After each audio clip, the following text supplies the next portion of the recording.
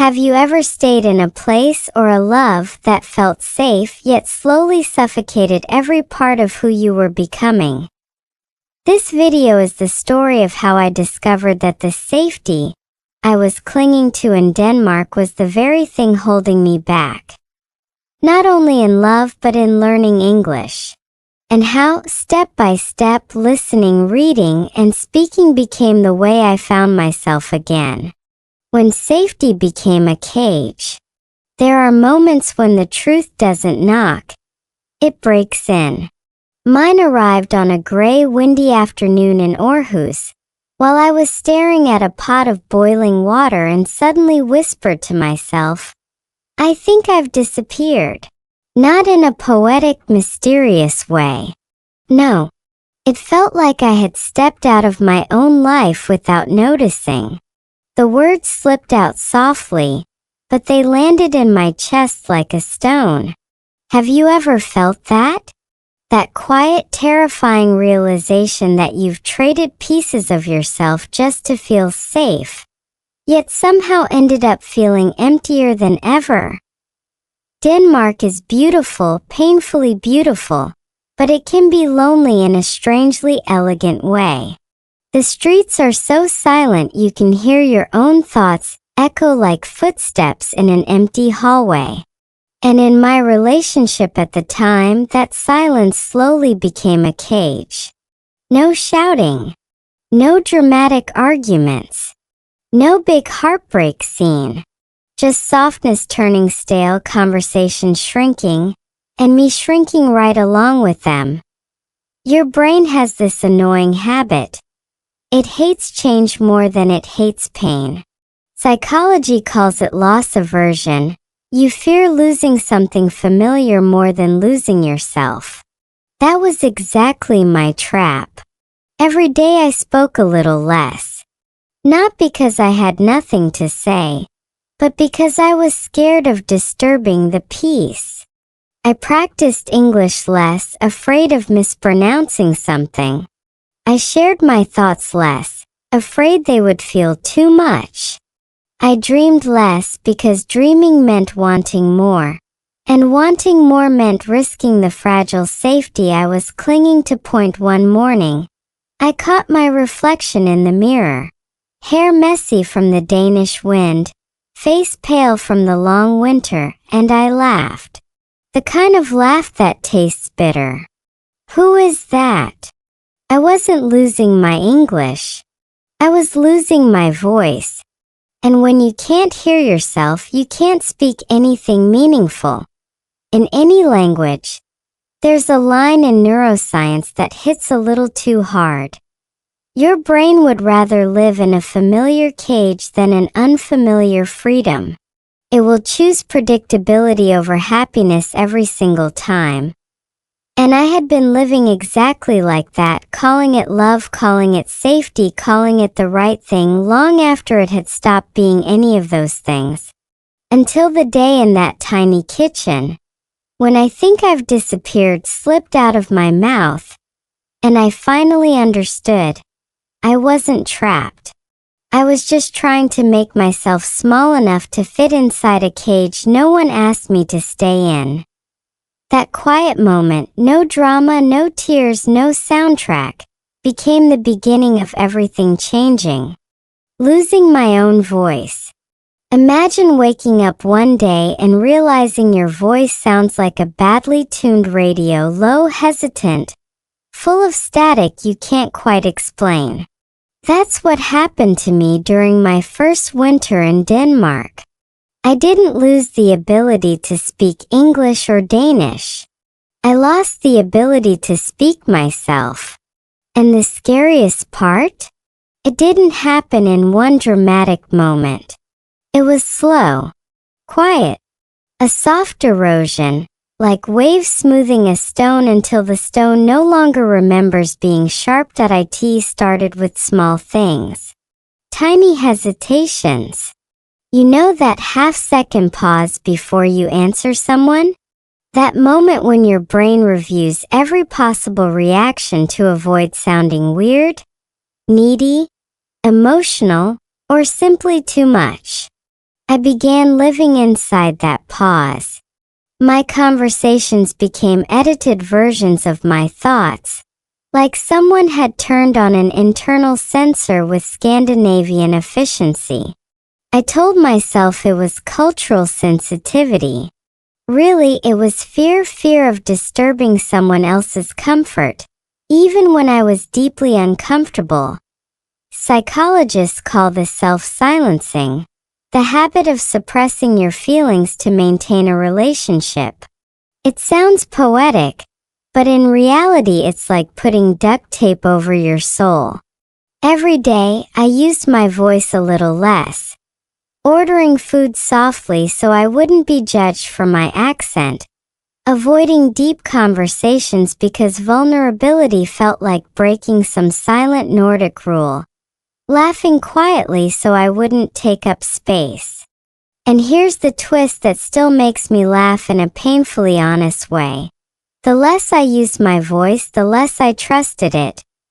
Kind of like when you stop going to the gym and suddenly a flight of stairs feels like climbing Mount Everest. Your vocal courage works the same way. Use it or lose it. I remember a night when it hit me hardest. We were sitting in the living room, candles lit because Denmark practically worships candles, and the atmosphere was so peaceful it felt illegal to disturb it.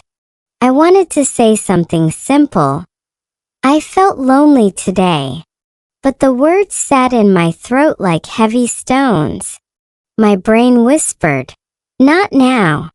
Don't ruin the mood." So I stayed quiet, and the silence wrapped around me like a blanket made of fog, soft, but impossible to breathe through. Neuroscience has a funny explanation for this. When you silence yourself long enough, your brain rewires to believe your voice is a threat. Basically, your nervous system goes, talking equals danger, which is wonderfully ironic considering humans literally survive by communicating.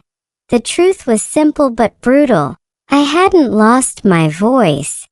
I trained myself out of using it. And the more I disappeared behind politeness, the harder it became to remember what I truly felt, wanted, or believed.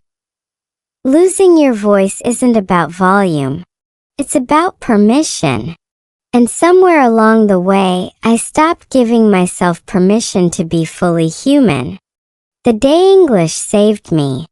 There's a strange kind of magic in moments that aren't supposed to matter. The tiny, accidental scenes life throws at you. Almost as if the universe is testing whether you're still awake inside your own story. My moment happened on a cold morning in Copenhagen. The kind of morning where your breath comes out in small clouds and your fingers hurt even inside your gloves. I was waiting for the bus, earbuds in, listening to a simple English podcast. Nothing special. Nothing dramatic. Just a soft voice talking about courage, spoken slowly, clearly, like it understood tired people. Then something unexpected happened. The host said, "If you don't speak your truth, life will speak it for you." And I swear something inside me cracked open, like a window hit by a stone from the outside. I froze. Not because the sentence was fancy or deep, but because it was exactly the thing I'd been avoiding for months. It felt like someone had pointed a flashlight straight into the dusty corners of my mind. Here's the weird part. I'd heard sentences like that before.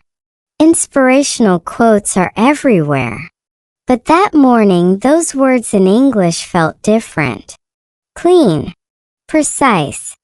Like they bypassed all the emotional clutter I had in my own languages. Science actually has a name for this. The foreign language effect. Your brain processes emotional meaning with less defensiveness when it comes in a language that isn't your mother tongue. In other words, hearing the truth in English made it less scary, less painful. and somehow more honest. While I was standing there shivering, I realized something strangely comforting. English wasn't just a language for me. It was a doorway, a small escape hatch where I could breathe again. When I listened in English, I didn't censor myself. I didn't shrink. My brain didn't run a full safety inspection before letting a thought exist. Felt free. Freer than I had felt in months. And then the bus arrived late as always, thank God for Danish public transport inconsistency. As I stepped in, I made a tiny decision. I left my earbuds in and let the English voice keep talking to me. Not because I wanted to study. Not because of any goal. But because hearing English reminded me that I was still here. Still alive. Still someone. People underestimate how powerful a language can be when your life feels stuck. It becomes an anchor, a mirror, a quiet friend. That morning, English wasn't grammar or vocabulary. It was oxygen.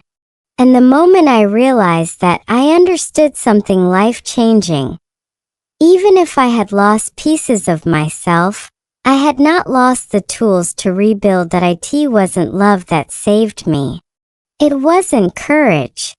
It was English, the first voice that reached me when I could no longer reach myself. Relearning how to listen to myself. There's a funny thing that happens when you've been quiet for too long. Every sound feels louder, including the ones inside your own head. One evening in Aarhus, I was sitting by the window with a cup of lukewarm tea, because I always forget to drink it while it's hot. And I caught myself doing something unusual. I was listening. Not to music. Not to a podcast. Not to the soft hum of Danish bicycles swooshing past outside. I was listening to me. And trust me, it felt as awkward as meeting an old friend you accidentally ghosted for a year. A tea started with a simple question. What do you want? 6 letters. One tiny verb. But it hit me harder than any breakup or winter storm. Because the truth was embarrassingly simple. I didn't know anymore. I had spent so much time adjusting, shrinking, smoothing my edges, and trying to be easy, that I forgot the sound of my own desires. It was like trying to tune a radio to a frequency you'd forgotten existed. Psychologists call this emotional numbness, when your brain protects you from discomfort by lowering the volume on everything, including joy. And the strange thing about numbness is that you don't notice it while it's happening. You only notice when it starts to thaw. And suddenly your feelings return like guests arriving late to a party you no longer want to host. So that night, I tried something small. Almost ridiculous. I repeated the question out loud slowly, the way I normally practice English. What do you want? And for a second, I felt silly talking to myself in English about my own life. But something unexpected happened. The question sounded gentler in English. Less judgmental. Less heavy. My own language felt too raw, too close, too emotional. But in English, I could approach the truth from a safer angle, like touching something sharp through fabric. Neuroscience actually explains this beautifully. Using a second language creates emotional distance, making it easier to access honest thoughts without panic. Basically, your brain goes, "Oh, this is English? Okay, we can tell the truth now." And somehow that tiny scientific fact became my lifeline. I didn't get a magical answer that night. There was no dramatic revelation, no Hollywood monologue, no sudden understanding of my purpose. But what I did hear, faint, fragile but real, was my own voice returning. Whispering, then forming words, then forming thoughts. I realized that listening to myself wasn't a skill I had lost. It was a skill I had stopped practicing. And just like learning English, the way back wasn't through force. It was through repetition, gentleness, curiosity that I didn't need confidence. I needed volume, the permission to turn myself back up again. And that night by the window with terrible tea and a tired heart, I did something deeply human. I chose to listen, and for the first time in months, I heard something. The Danish silence that broke me open. If you've ever lived in Denmark, you know this. The silence here isn't empty, it's thick. It has texture. Weight. Personality. It walks into the room with you and sits down uninvited. Like a roommate who never pays rent, but somehow controls the thermostat. And for a long time that silence felt peaceful, safe, predictable. Until one day it didn't. Until one day it became the exact thing that cracked me open from the inside. It happened on an ordinary Tuesday. No storm, no crisis, no dramatic scene. I was sitting at the dining table with my partner, both of us eating quietly, the kind of quiet where even the sound of your fork touching the plate feels too loud. First, I thought it was normal Danish hygge. You know, the warm, candlelit coziness everyone romanticizes. But that evening, something felt different. Off. Heavy. That I tried to say something, anything.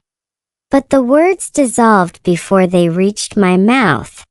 How was your day? Felt pointless. I'm tired felt too simple. I'm lonely felt too dangerous. So I said nothing. And he said nothing. And the silence grew legs and walked all over the space between us. Psychologists call this mutual withdrawal, when two people stop reaching for each other at the same time. It's not conflict. It's the absence of it. Which sounds peaceful until you realize peace without connection is just emptiness wearing a polite sweater. My brain started doing this thing it does when it feels unsafe. It narrated everything in English. You're disappearing again. You're shrinking. Speak. Say something. Anything. But I didn't. Because somewhere along the way, my nervous system had decided that silence was safer than honesty. That stillness was easier than risking rejection. That being easy to love meant being small, quiet, agreeable. Ironically, Denmark, the land of equality, self-expression, direct communication, was where I lost the courage to use my own voice. Maybe it was the culture of not disturbing others. Maybe it was my own fear of being too much. Maybe it was both. But that night, the silence didn't feel Danish anymore. It felt personal. It felt like a mirror reflecting everything I had avoided. My discomfort, my fading identity, my unspoken needs. And then something strange happened. My fork slipped from my hand and clattered onto the plate.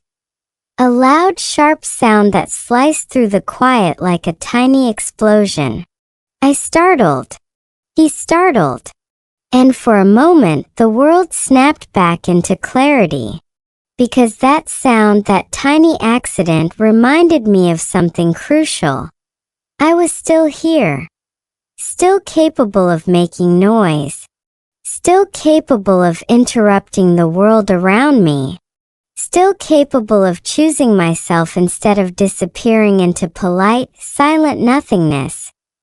The silence didn't break me. It broke me open. And once something cracks open, light gets in.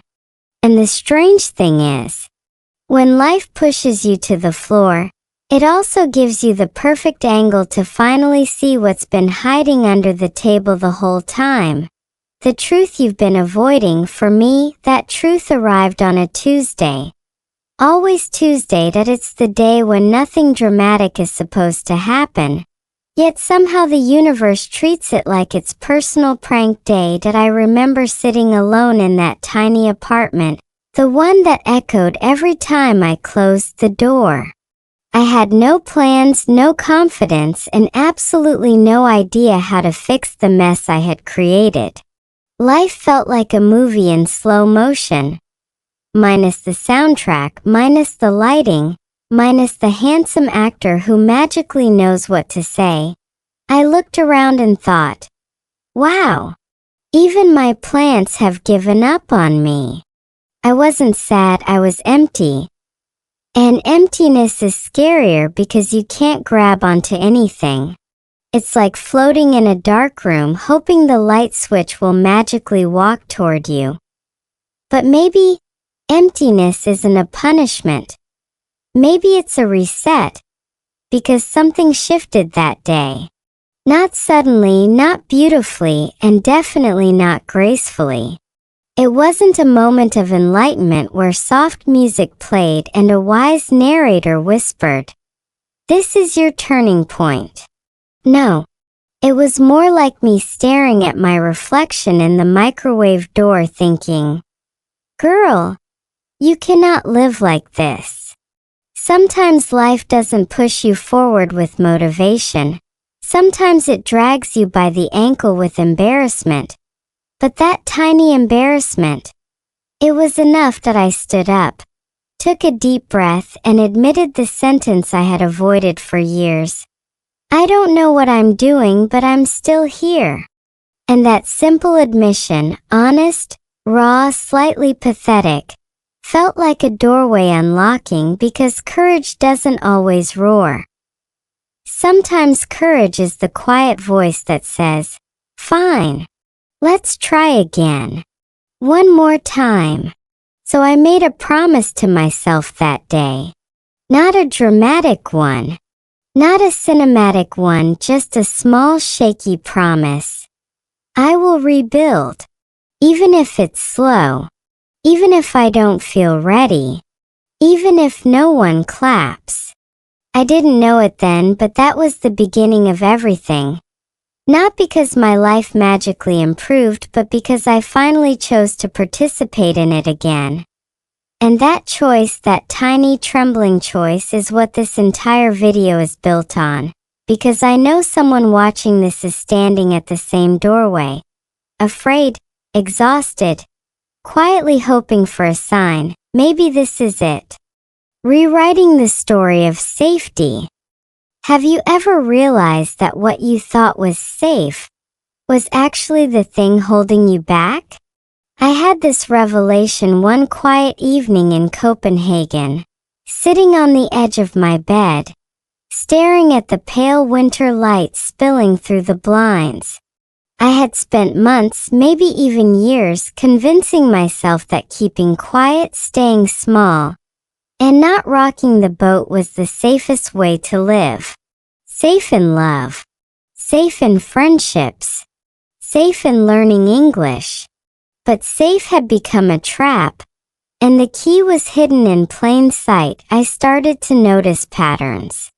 Every time I avoided speaking English in a group or hesitated to voice my opinion, it wasn't because I lacked skill. It was because I had been conditioned to equate comfort with compliance. That tiny voice in my head whispering, "Don't bother anyone, just blend in," had hijacked my courage. Cognitive psychology calls this behavioral conditioning. Our brains love repetition, so when we repeat avoidance long enough, it becomes automatic. I had trained myself into silence, so that night, I decided to rewrite my story.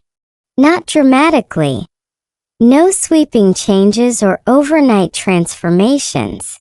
Just small, deliberate steps.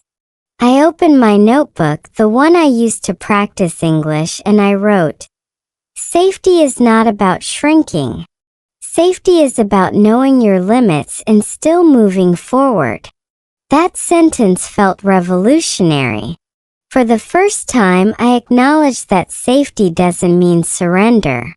It can mean respect for yourself, a boundary that protects you while still allowing growth. It was a mental shift as subtle as it was powerful. I realized that all the English I had been studying, the podcasts, the readings, the timid conversations, weren't just language exercises. They were mirrors, tools, tiny acts of courage helping me reclaim my voice. I started small. A 5-minute practice speaking to myself in English every morning. Reading aloud in the empty apartment. Sending one short message in English instead of translating it in my head first. Each tiny act was a stitch in repairing the gap between the safe person I pretended to be and the real me who wanted to live fully. And here's the science-backed kicker. Small wins trigger dopamine, which fuels motivation. Every time I dared to speak or write a sentence without overthinking, my brain rewarded me. Slowly, I rewrote not just my habits but my relationship with fear. Safety became a scaffold, not a cage. By the end of that week, I noticed something extraordinary. I no longer flinched at the idea of saying a full sentence in English to a stranger. I laughed more openly at small jokes. I even started humming in the kitchen while cooking. A tiny rebellion against my old self. And in that subtle rebellion, I felt something I hadn't felt in years. Alive. Because safety doesn't demand you disappear, it demands you learn how to show up. Even if the world seems quiet or scary or too unfamiliar. Choosing freedom slowly and surely. Freedom doesn't arrive like a thunderclap. It sneaks in quiet and persistent, like the first rays of sun across a Danish winter morning. For me, choosing freedom was not about a grand escape or dramatic confrontation. It was about tiny, deliberate steps, each one a small rebellion against the cage I had built around myself. I started speaking English more openly, reading passages aloud even when no one was listening, and finally letting myself really feel, instead of suppressing emotions to keep the peace. One particular morning in Copenhagen, I walked along the harbor, cold wind biting at my cheeks, and noticed something remarkable. I wasn't afraid to be seen. I spoke to the barista in English, asking questions I might have avoided before, and smiled genuinely. I laughed at a silly street performer without self-consciousness. The freedom wasn't loud. It wasn't obvious. But inside I felt a warmth spreading, a gentle unshackling of the parts of me I had hidden for too long. Neuroscience supports this kind of gradual reclaiming of freedom. Incremental exposure to what scares you strengthens neural pathways, rewiring your brain to associate risk with reward rather than danger. Every small act of courage, every spoken word, every English sentence read aloud, every honest feeling expressed, was like building a new highway for my confidence, one that bypassed the old mental barriers I had so meticulously constructed. I realized that freedom and safety are not opposites. True freedom comes with boundaries, with respect for your limits, and with the courage to stretch them gently. It's about choosing yourself even when it's uncomfortable, choosing your voice even when it trembles, choosing your growth even when it's slower than you hoped. And in Denmark, with its quiet streets and long shadows, I found that freedom doesn't scream. It whispers. It shows up in subtle moments, a full sentence spoken without fear, a thought expressed without apology, a smile shared without hesitation. Now when I practice English, it's no longer a chore. It's a declaration of self. Every word I speak is a reminder. I am here. I am present. I am capable. The cage may have existed, but I hold the key. Slowly, surely, I turned the lock and stepped out. And that is the heart of this story. That even when love, life, or fear seems to trap you, the smallest choices, practiced patiently, repeated daily, can restore your freedom. You don't have to leap. You don't have to fight a storm in one go. You just have to keep walking, keep speaking, keep daring to exist fully, one deliberate step at a time.